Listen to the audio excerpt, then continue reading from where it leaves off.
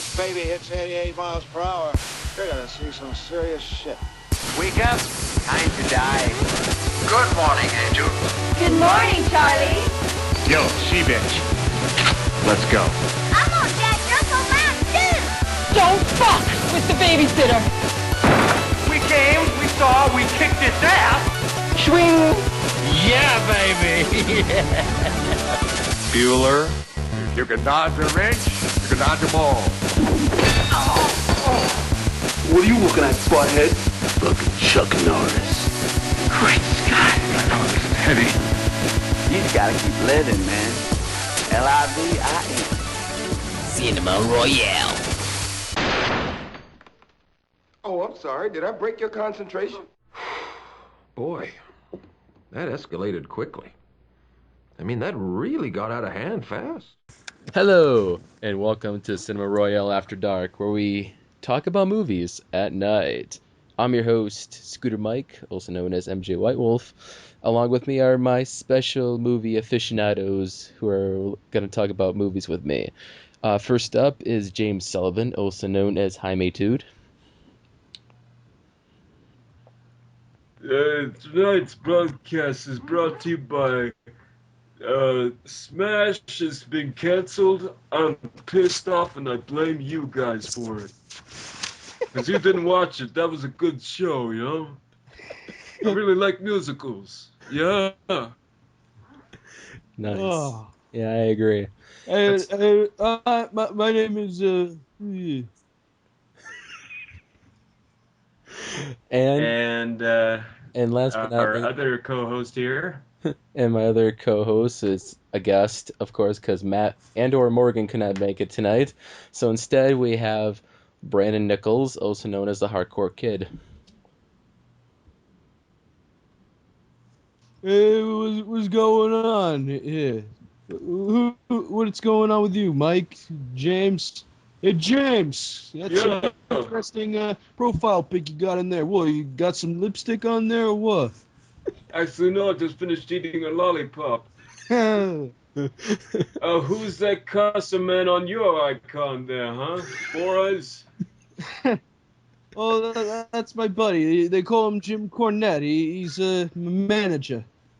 Helps me out with my wrestling matches. I was a wrestler. I beat a lot of guys up, you know? You ever beat anybody over 6'4"? Yeah, the guy was a total skinny guy, though. That hasn't eaten anything all night. He eats nothing but raw eggs. Yeah, well, I'm not. Yeah, you're a bum. Big fat bum. Anyways, this episode... No. You don't put any much... So what's going on? Anyways, what are we talking about tonight? Tonight's episode is going to be about Sly Stallone films. Yes, the actor known for his speech impediment and his action films. So we're going to dedicate this episode to the actor himself, Sly. Yes, who is it's a dedication for the living because he is still among us. Yes. Maybe he's an old guy. He's in his 60s, but he can still go. Exactly. Yeah, he's absolutely. He's not just still making movies, but he's still making action movies. Oh, and he still seems to have a persona going. Yeah, I know. He has been known for starring in a lot of really shitty movies. I think in the Raspberry Awards, he actually won the award for worst actor of the century.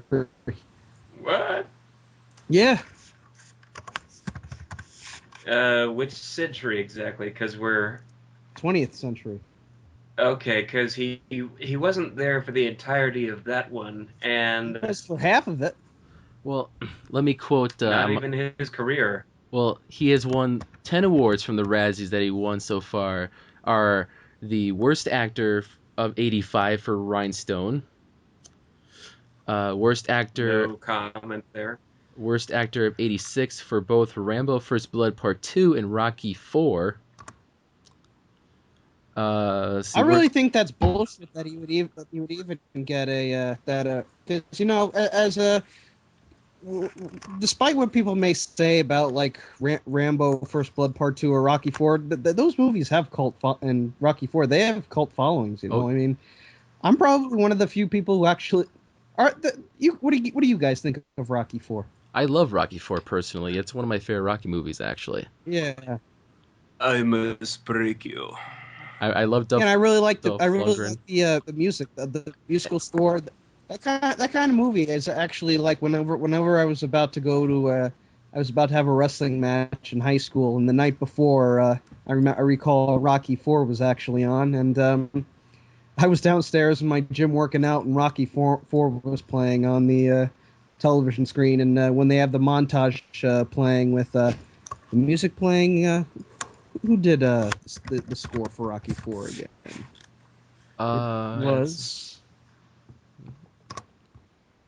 It was Vince DiCola. Yes, Vince DiCola. Yes, that's what it was. I also made the soundtrack for Transformers, the movie. Mm-hmm. Real good soundtrack. Mm-hmm. Yeah, that's a fun thing about Rocky 4 is that its training montage actually poses a semi-educational vibe. Yeah. It's actually pumped. It's actually quite well. Here's the thing that I learned from it. It's actually quite common for boxers to go up to high altitude areas and train. Yeah. Because of let's the effects. Let's climb that big mountain. Let's go. Yeah, because when you train your body harder in low oxygen or thin oxygen areas, your body takes a toll a lot harder. Trust me, I was in Lake Tahoe this past winter, and I was at the arcade and I tried a boxing game, and I got myself on video doing this, but man, like, the air is thin in Lake Tahoe, so my shoulders from that one, 20-minute session boxing, or even fake boxing, they were sore the next week. Jinx. Wow. That's yeah. Well, that's that it builds character. Sore, no pain, no gain. Remember that. Mm-hmm. So, Rocky does that in the Swiss Alps, or it was Russia. It was Russia. Well, the funny thing about that is it's Russia in the movie, but I think they filmed it in Canada. That's the fact I know. Of course. It's hilarious. I was like, really? You couldn't go to Russia, but you went to Canada up north to film the winter scenes? Well, you gotta love movies. That's movie a lot for you. You got a shorter commute. Yeah. Anyway. I was gonna say there's he also won the worst director of '86 for Rocky 4. So he also won the worst screenplay of 1986 with James Cameron and Kevin Gerard for Rambo First Blood Part 2. Let's see, worst actor of '89 for Rambo 3. Worst actor of the decade, 1980s. Rambo 3. Yeah, Rambo 3. Son of a bitch. Worst actor. Here's the thing. The only problem I have with Rambo First Blood Part 2, when it's all a fine, standard shoot 'em up movie, but when here's something that they seem to have forgotten. When a helicopter fires missiles, they actually fire missiles. Holy shit. Yes, they don't fire squibs and then just have random explosions go off from the impact point. They actually fire missiles. No, they try to make it as realistic as possible. Exactly. Of course, nowadays everybody's got they use like CGI and random pyrotechnics and stuff. Of course. Yeah, we're spoiled today. Yeah. What else did he won for the Razzies? Oh, he won Worst Actor of 1993 for Stop or My Mom Will Shoot. That movie was he definitely deserved that. That movie was a piece of shit. It was. What was that? A Golden Girl that he shot that with? Yeah. It was. We're at 1990. Oh, It was that... Estelle Getty. Oh, it was Estelle Getty. Yes. Yeah. God damn. It was the oldest Golden Girl. Okay. That's sad. Worst Screen Couple of 1995 with Sharon Stone in The Specialist. Never heard of it. Oh, and yes, Brandon was right. Worst Actor of the Century. And Worst Supporting Actor of 2004 for Spy Kids 3D Game Over. Yeah. Which ironically was the best film in the franchise. Yeah, I'll be honest. I kind of have a guilty pleasure for like some of the Spy Kids movies. I mean, they're not particularly good, but you still kind of enjoy them in a way. Like I kind of had fun with Spy. I kind of liked Spy Kids 3. I mean, yes, it's a piece of junk, and I don't like 3D, but I still thought it was a little fun with the video game aspect. Yeah, it was fun because of two reasons. One, Stallone overacting in every possible way that he can. Mm-hmm. And two, when you've got, this was the first instance I've ever seen of a movie saying, when you've got 3D, screw everything else. You're good. Just make a movie. It was so bad it was good. Yep, it's one of those movies. Good. Mm-hmm. I mean, like the first two, I knew they were trying, and I just didn't get into them as much. Yeah. So. Yeah, that Shark Boy and Lava Girl movie though, that's unacceptable. Don't. Yeah. But we're going off topic. I was gonna still want to talk about Stallone movies and not talk about crappy movies. Worst movies ever made. We were going. Actually, I was like, what the hell is wrong with me? Okay. So how did Rocky go from being an Academy Award winning series to a Razzie nominated series? I think it really all depends on how. I think like with the original Rocky, it started out as a very humble picture, and it's just about a guy living in Philadelphia who boxes at clubs and gets a big shot. And the sequel again is sort of like that, and it's just Rocky getting another chance and dealing with similar situations.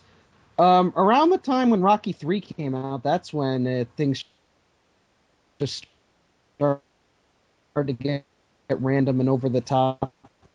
And it's because of the film's transition from the 70s to the 80s. I mean, a lot of things changed in the 80s. Music changed in the 80s. Some bands came out with new ways of changing their sound, and in a way, it's like the movies kind of tried to change their way. Like Rocky 3 tried to be a lot more fun and crazy and ridiculous, and then it poured over into Rocky 4, and then when Rocky 5 came along, it just got too ridiculous and too stupid.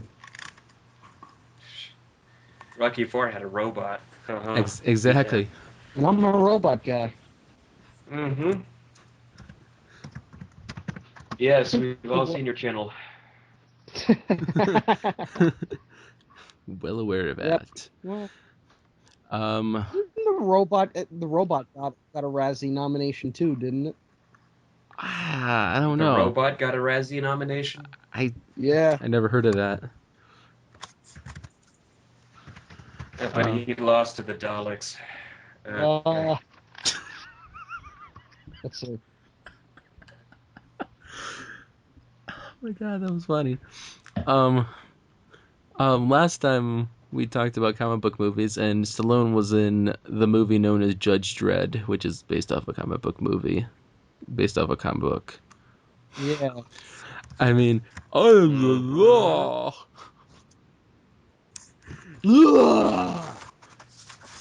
I still want to see that movie. I don't care what anybody says about how cheesy it is or whatever, or how poorly it might have done, but I seriously want to see that because I have more recently seen Dread 3D. Yeah, how was it? How was that?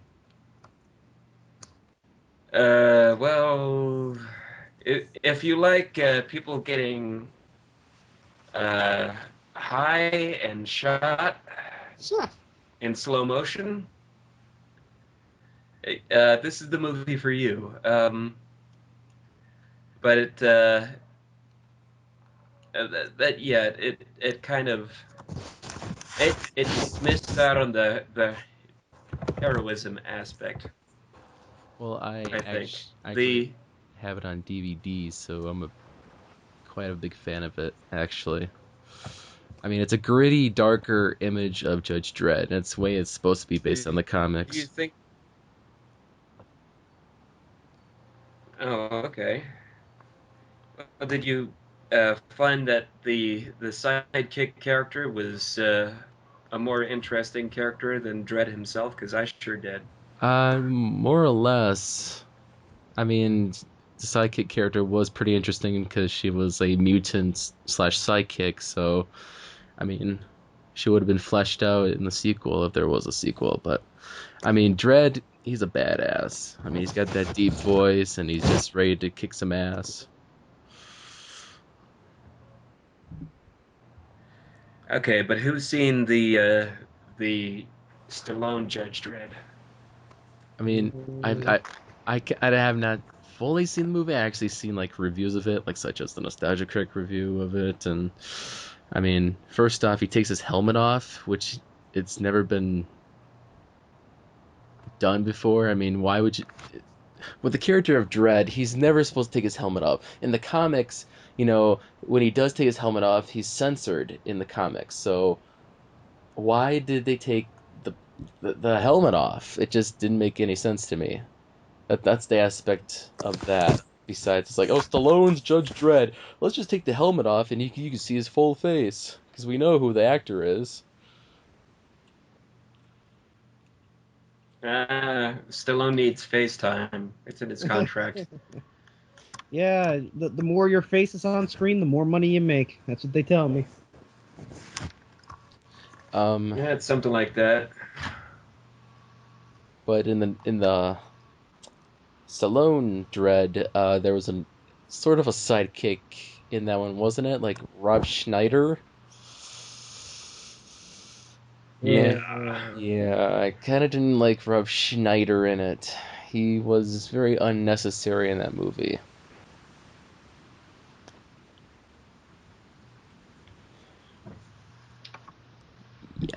He probably got good props. He probably got good props from Stallone after Demolition Man. That's how he got the role. That's what I'm guessing. Could be. I'm just trying to think of. So. What was I gonna? Oh, there's some. Go on. You were thinking. Here's a fact of trivia for you. Stallone turned down the part of John McClane in Die Hard.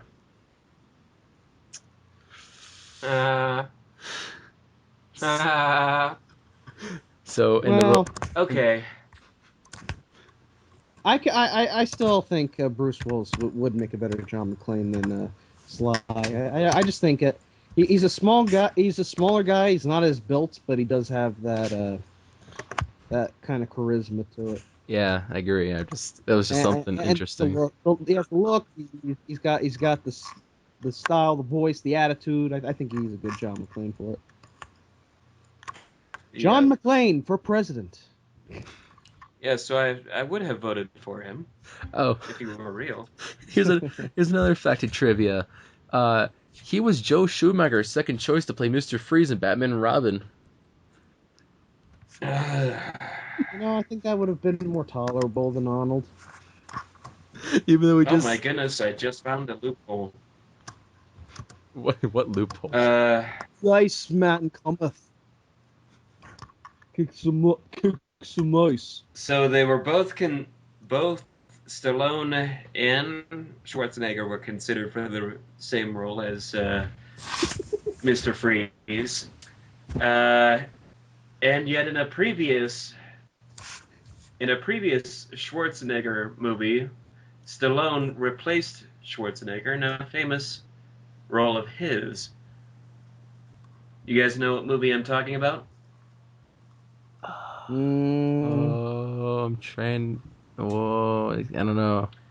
Okay. In The Last Action Hero, Stallone replaces Schwarzenegger in that movie's universe's version of the Terminator. Oh, that's right. That little Easter egg in the movie. That was pretty cool.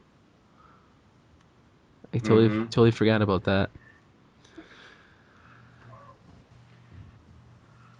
Yeah, so there you go. You learn something new every day. I was gonna say there's one movie I've seen and it's actually got a little bit of history behind it. Have you guys seen Beverly Hills Cop with Eddie Murphy? I've seen the original. Yeah, I have. Okay, that movie was originally intended to be a Stallone film, a serious action film called Beverly Hills Cop. Well, apparently Stallone didn't. The deal didn't work out. Everybody was reeling that fly shoes with these action movies, huh? Yeah. So apparently something went wrong with the deal between the movie. I guess the script was not what Stallone wanted. I guess he had his own ideas he wanted to put into the script, and the director was like, "I don't want that," so it was scrapped. But they catered the script to Eddie Murphy like it was a comedy movie, and Eddie Murphy improvised for most of his lines. Now, the movie that Stallone was pitching to the director actually turned out to be the movie known as Cobra that came out in '86. And it's a serious movie where he is this hardcore lieutenant cop named Cobra, Crobetti, and he has to protect this girl because she witnessed a crime against this biker gang, and it's got cheesy one-liners, and it's very interesting.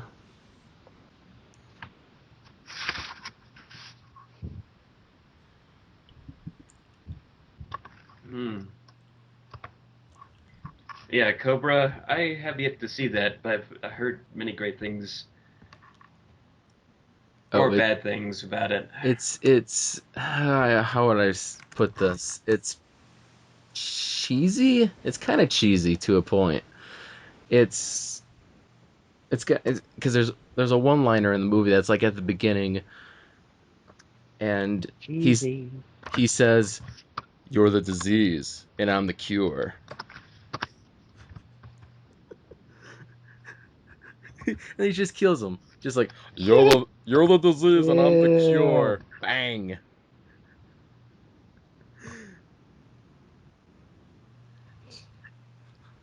Sorry. I am the cure. I am the cure. So the first time I saw Stallone's film that pretty much all the way through that was enough to make an impact on me was actually Demolition Man. Oh, yeah, Demolition Man. I've seen bits and pieces of it. Which I haven't seen that movie yet. which I had never seen anything like it before. Let's see, I just turned 10. I think I had never seen anything like this before, and I gotta say it was a good blend of science fiction, action, and comedy, and I didn't know who many of the actors were, but I went on to recognize them in later projects. Stallone, I figured out who he was. Wesley Snipes, and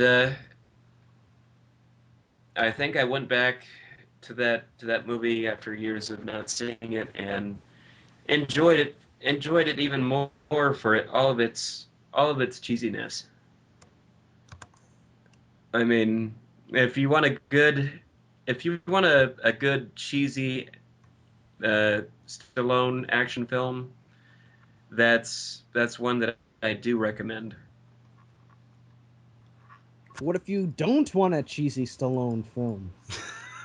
That will be harder because those are tough to come by. For First Blood, you really it's occasionally over the top, but sometimes it does have a very I don't know, bit of a downtone to it. Like at the beginning, John Rambo really seems like you see him. He seems like this very down to earth dude. He looks like he's gonna go crazy and get into this whole thing with the cops, and then at the end you actually feel bad for him when he starts crying and stuff. I thought First Blood worked because they had a very strong point that they were trying to make with that movie, and it was not just it wasn't just there for action for the sake of seeing somebody blow somebody else up or shoot somebody else. Yeah. It was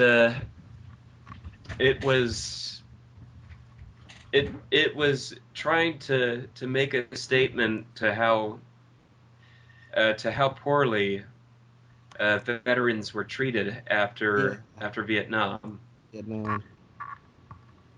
And I don't know about how poorly the cops might have treated the veterans, but I do know a lot of the people, a lot of the so-called peace-loving types, had a very negative skew against the veterans. They treated them very poorly, and that to me was right when the movie steps over the line and says, "Okay, this is going too far." What manages to tie it up is that one speech that Rambo does at the end. Exactly. Yeah, these movies, as crazy as they are, they always seem to have some kind of message behind them. Sometimes it's a stupid message, or sometimes it's a very moral one. Like in a way, like with the Rocky movie, it's you know Rocky trained hard to go for the title shot and get the match with Apollo Creed, but even though he didn't win, he still did his best. He went the distance. That's the big message behind Rocky, and that's going the distance, being able to last the entire match with one of the greatest boxers in the world. I will find my way. I can go the distance.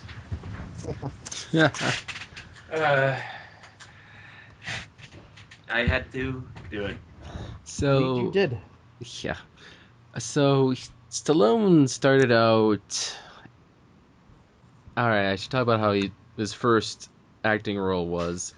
He was 23 when he got his first starring role in a softcore porno known I as had to go to this. The Party at Kitty and Studs. Oh, But Stallion. yeah, it was re-released and renamed as The Italian Stallion after his success with Rocky, in which he played the role of Stud the Italian Stallion. He was paid $200 to play the sex-craved gigolo and appeared nude. So he got his acting career sort of started off with a softcore porno.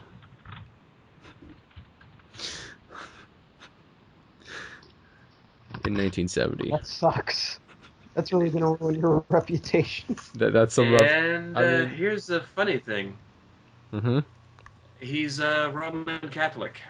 Yeah. Oh my gosh. Oops. Mm-hmm. Well, you gotta start somewhere. Derp. Yeah. Well, I don't know. Maybe he converted to Catholicism after that happened, or because when you watch the Rocky movies, there seems to be a heavy emphasis on the local culture that in which Rocky lives, and they're all, he's surrounded by Catholics. So there seems to be an emphasis on that. Huh. So I don't know, maybe there's another message in there. But yes, convert to Catholicism and you will be able to cleanse your soul of the porno you made. Jesus. Here's one, Death Race 2000. I was just Anybody remember that? I was just gonna mention I've heard that. of it, but I've never actually seen It's an awesome Roger Corman produced film. Death Race 2. He made an awesome movie? Yeah, Roger Corman did? Oh yeah, he produced. This is a Roger Corman produced film. He produced it.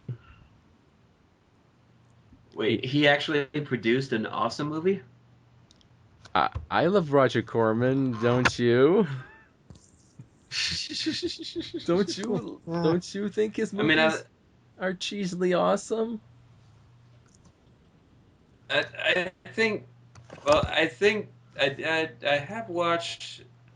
have watched a few of them, and I wouldn't say that they're awesome, but they're enjoyable.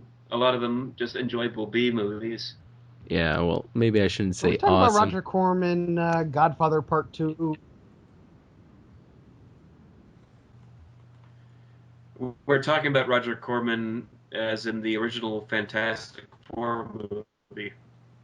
Oh. Yeah, that Roger Corman. Uh, Anyways, Death Race 2000 Death Race 2000. I saw it the first time I came across this movie. It was. Go on. Yeah, go on. It's your word. Okay. Death Race 2000 is a title I accidentally stumbled across for the first time searching iTunes, and it was under the Disney movie section. What? Why don't they put it Disney movie section? What? Yeah. How the heck Idiots. How does a cult film from 1975 end up in the Disney file? Well, let's see now. Where can I find it? I'm looking at. I'm gonna look in. I'm gonna look in the iTunes store again and see if they've correctly categorized it now. But while I do that, you can go on and do your spiel about Death Race.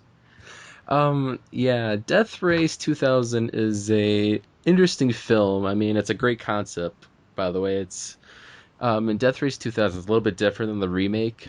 I mean, I've tell you the truth, I know the premise because I've seen the remake, and it's just about the same with the original. But this time in the original, it's an alternate timeline in the late 70s.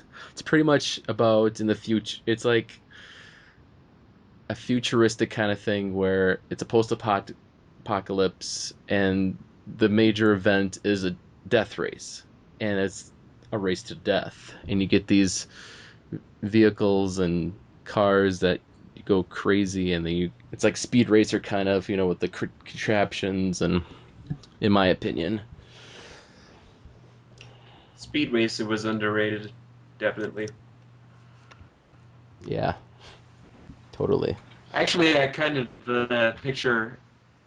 I kind of picture Death Race as the original Super Mario Kart.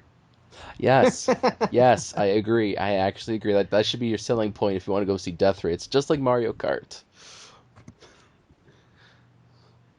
Only a lot less friendly. Yes, a lot less. Go ahead. I think I just created a great concept for a robot chicken spoof. What's that? Oh, yes, Mario Describe it. Mario Kart Death Race. Mario Kart Death Race. I think they did something like that, didn't they? Didn't they do like a Death Race parody or something? Uh. No, they've done a lot of car crash shit. I think I remember a Mario Kart parody where they think what was it? Oh, they go to Grand Theft Auto, like Vice City or something. That's what it was. Oh yeah. That was a classic. That was my favorite skit. But anyways, with Death Race 2000, it's, in my opinion, it's a cheesy, great cult film. If you're starting to get into Roger Corman's produced films, and so Sly plays a supporting character as Machine Gun Joe, and he has machine guns in his car. And he shoots up people. Nice.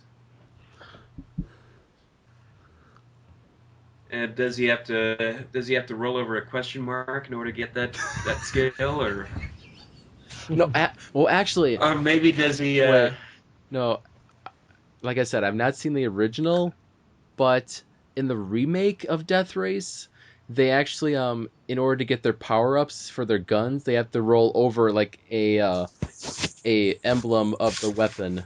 So they have to drive over it to get their weapons, kind of thing. It's like Mario. Or here's a better idea. Maybe he should. Go ahead. Oh, sorry, go on. I was just gonna say it's like Mario Kart in the remake. It's like you have to roll over it and they get their weapons or their shields. Mm-hmm. Or maybe it's like, or maybe he gets his power up by this black van that pulls out in the middle of the road. He drives up into the back of the van. They outfit him and pop him out again. Suddenly he's got a. I know you're referencing that. Suddenly he's got a machine gun. Yeah, that's a nice reference there. It could be.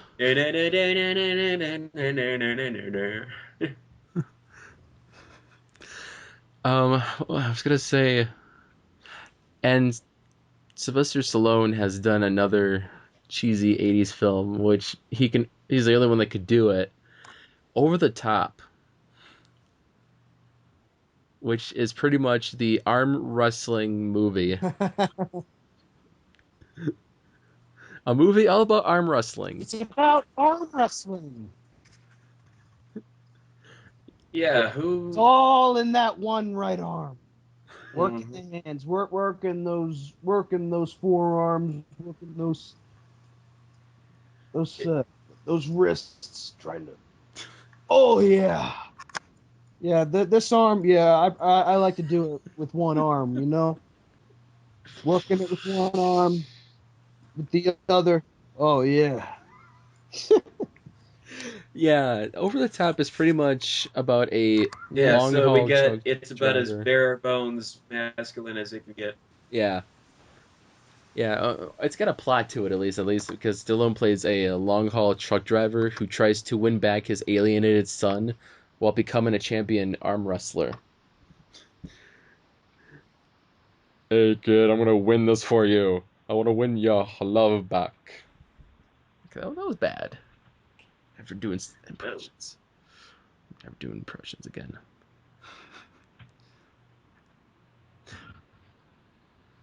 But Over the Top was nominated 3 times for the Raspberry Award and winning both.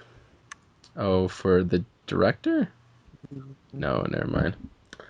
It was Sly Stallone was nominated for the worst actor in the movie, but he didn't win it. Oh. Also, didn't the kid get a nomination for worst supporting actor? Probably. Yeah, I think that's what it was. Yeah.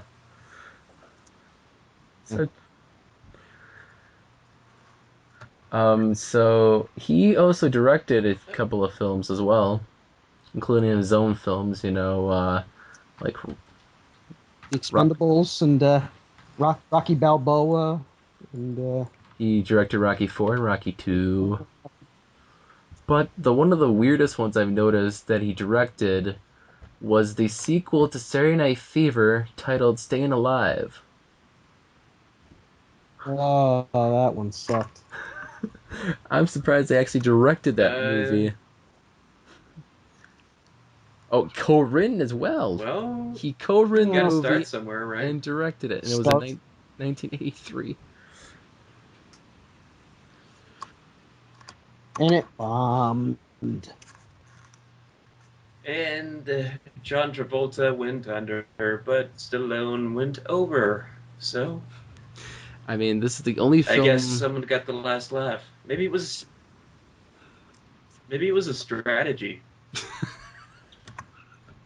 Maybe Stallone had a secret career strategy. He just said, I'm gonna kill off this guy's career, and I'm gonna go out and make all these Rocky movies because I'm really, really popular right now. And he'll be stuck with Two of a Kind and Look Who's Talking by the end of the decade there. The funny thing is that Staying Alive is the only film to date which Sly has written that he does not star in, although he does have an uncredited cameo in the movie. Yes. What's the cameo? It's funny. The cameo? He plays as Man in Street. Man in Street. No name for the character. Just the man in the street. Oh. That's an uncredited cameo. Just like a brief appearance on the street. Well, there was a guy. And the Razzie Award for worst supporting actor goes to Sylvester Stallone for Man in Street. Yes, it was a stunning one-liner. Oh man. I'm trying to see other films that he's done and trying to. All right, so I'm gonna see. What do we got? I'm trying to think. I'm trying to talk about as much Rocky. I mean, Stallone films.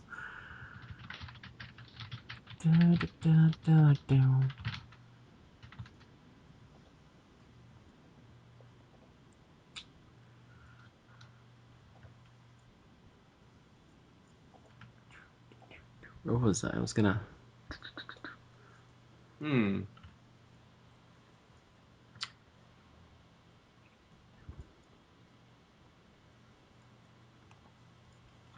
Oh, here's some trivia. Here's a little bit of trivia about Sly. Well, if we've got a lull in the conversation. I know, it's weird. It's like this is the first time we ever... Yes, go on.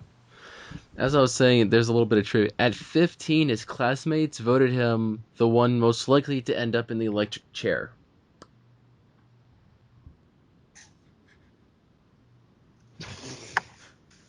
Ouch. I mean, what? And why was that? Just because he was a... I don't know what he was doing in school, but the classmates are like, he's most likely to end up in an electric chair.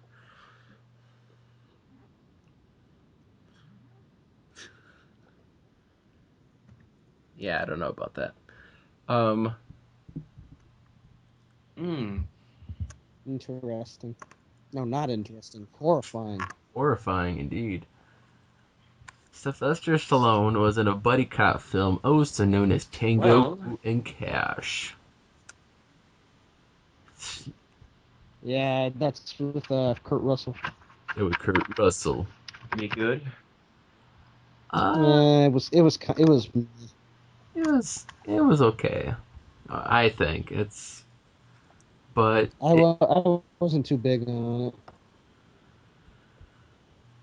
Yeah, it just got a lot of negativity, and it was also given a nomination for a Raspberry Award as well for Worst Actor and Worst Supporting Actress. Whoa. Wait a minute.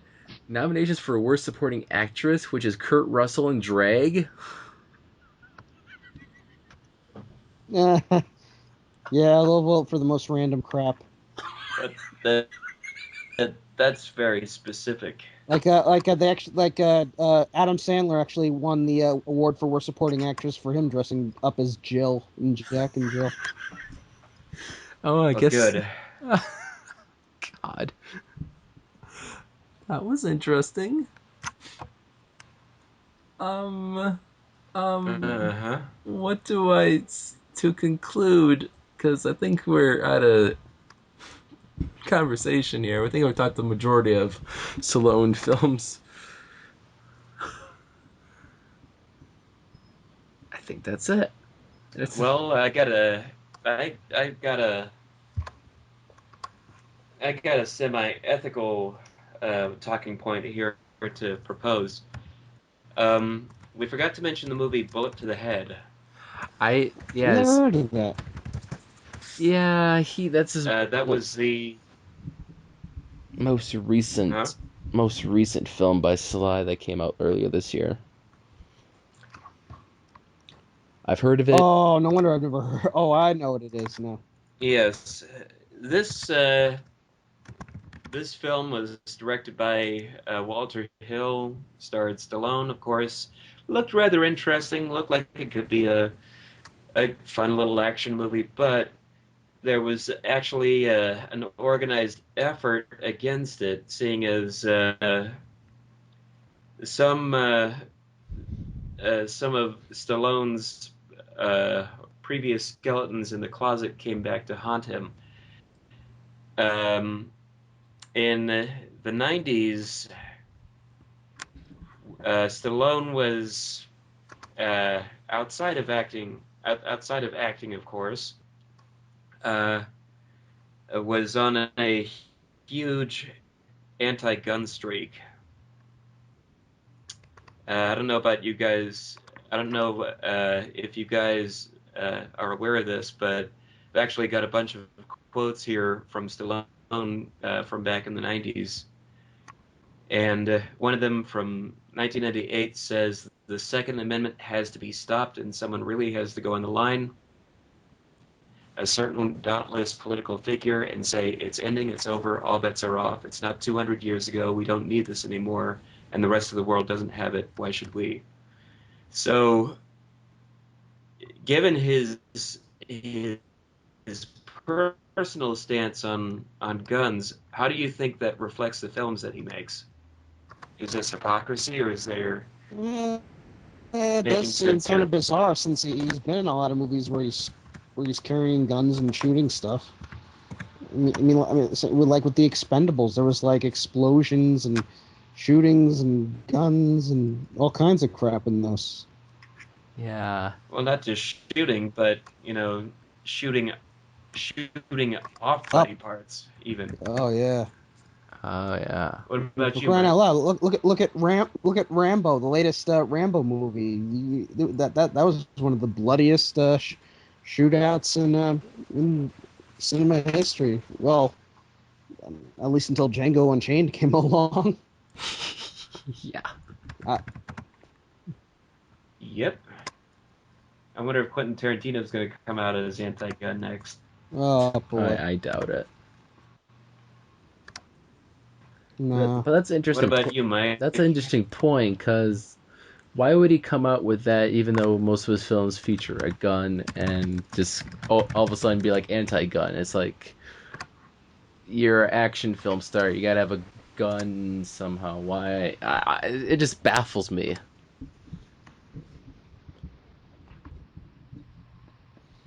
Mm-hmm.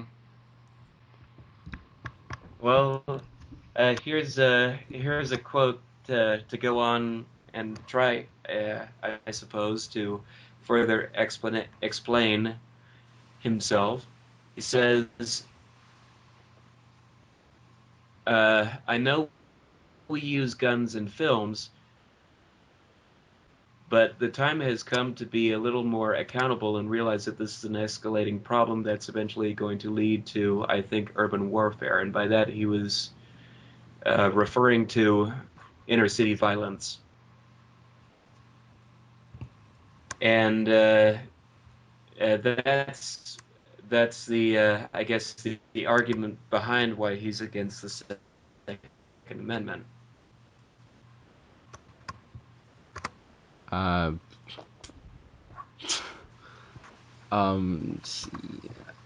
I'm just don't even know what to say about that. And Yeah, crazy.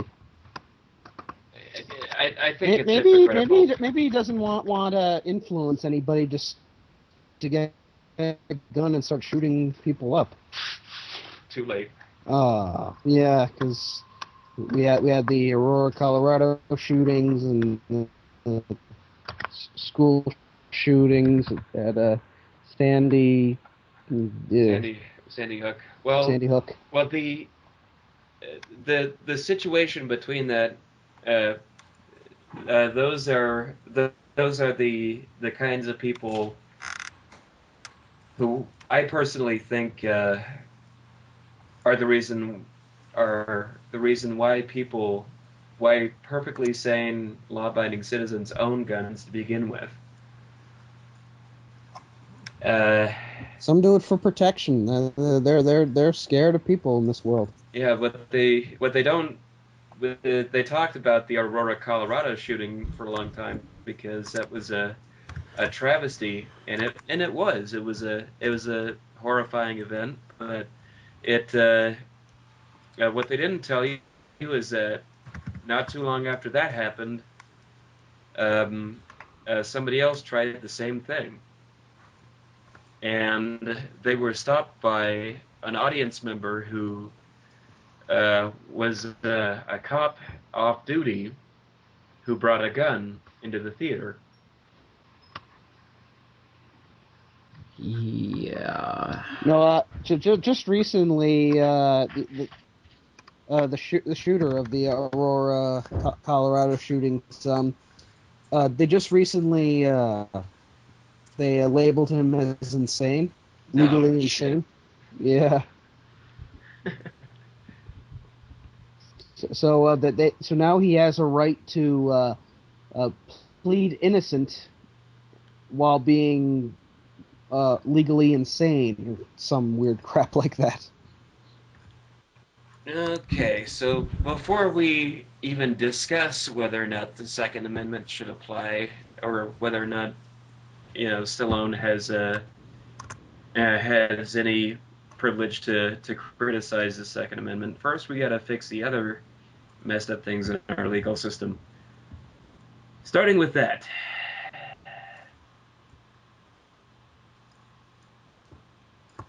But anyway, I just thought that the Second Amendment quotes would be an interesting talking point, because we are discussing a very popular actor whose films have had a lot of gun violence, and whose personal statements seem to indicate that he has another attitude. So that's why I wanted to bring it up during this podcast. I know we don't usually do politics in here, but It was just an interesting notion to talk about. Yeah, I'm not a politics guy. Yeah, me either. That's not why I started this podcast to talk about Everybody politics. knows politics are full of shit. Yeah, pretty much. We're talking about movies. We're talking about Sylvester Stallone. We're not talking about all this political garbage.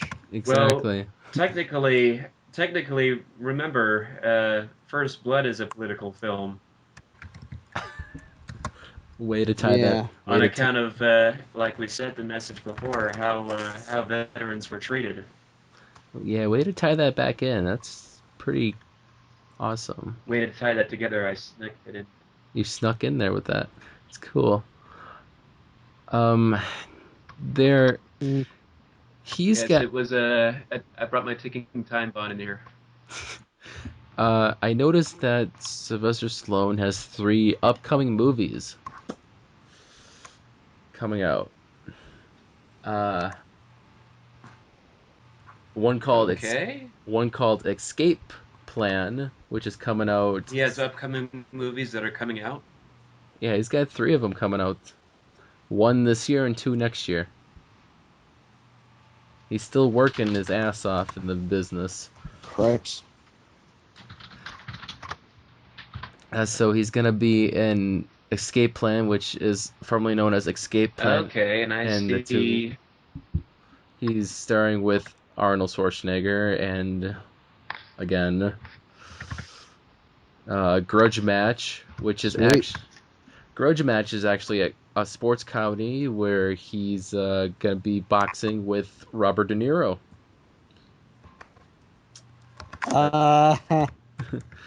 That's gonna be hilarious. So it's kind of cool because Stallone and De Niro were both in successful boxing films such as Rocky and Raging Bull. Reach Me. Speaking of which, I was at Chiller Expo and I actually got an autograph from the real Raging Bull. Oh, that's cool.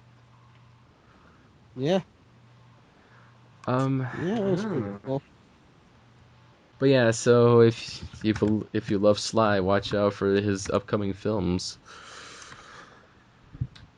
And we've got The Expendables 3. Yeah, yes. I saw the first Expendables. I enjoyed. I still haven't seen Expendables 2 yet. And from what I've heard, people say it's better than the original. Mm-hmm. Yeah. Yeah. Well, with the Expendables, it pays tribute to all the cheesiness of 80s action movies that all these guys have come and done. Mm-hmm. With all the explosions and all the weird dialogue and such. Okay, Mr. Dartboard Man, what's our next topic? So the next episode we're gonna talk about Nicolas Cage films. So thanks for listening to Cinema Royale. Oh boy, that's gonna be fun. I know. The bees! Oh my god, the bees! Oh my god, the bees! So, alrighty. Hope you enjoyed this episode. Make sure you like, comment, and subscribe. See ya in 2 weeks, since this is a bi-weekly podcast. Signing out. Peace out, guys. Ciao for now. Peace out. When this baby hits 88 miles per hour, you're gonna see some serious shit.